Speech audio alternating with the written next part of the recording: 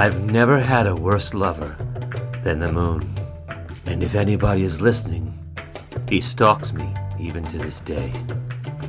Some people think of the moon as a woman, but he certainly didn't come off like that to me.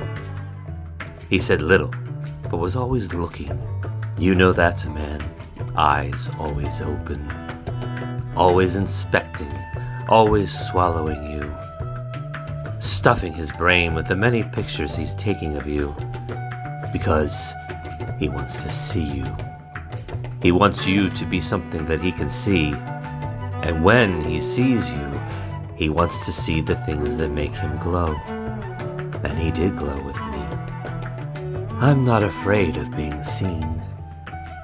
But I've never had a partner as selfish as the moon.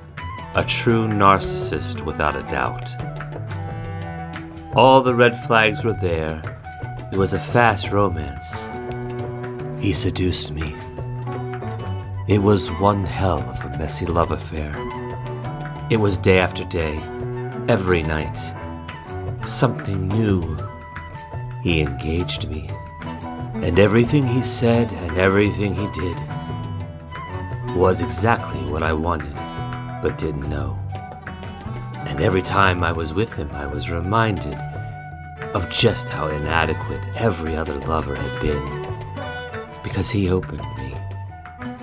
He found my history. He made the connections.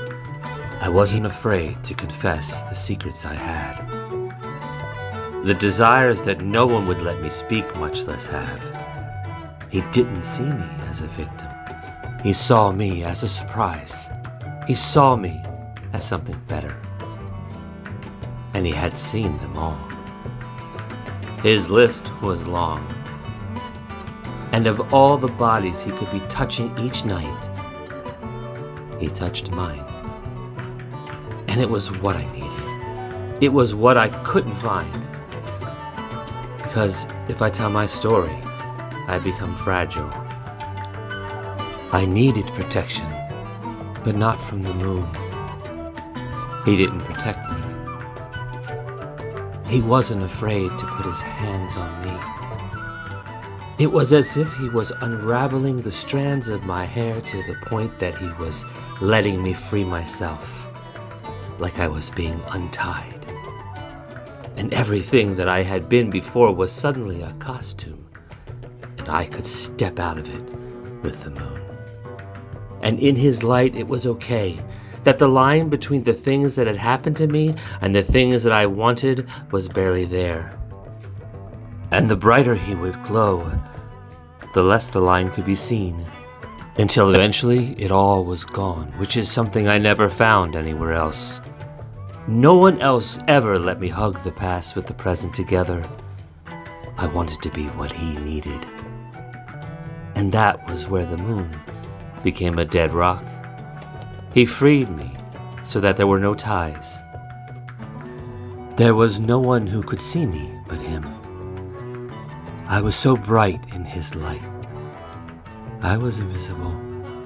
Maybe when you look at the moon, you can see me as a faint shadow on his cheek, but no one can see me whole. And that's the way it was between the moon and me. Then one day I told the moon that I wasn't going to see him that weekend.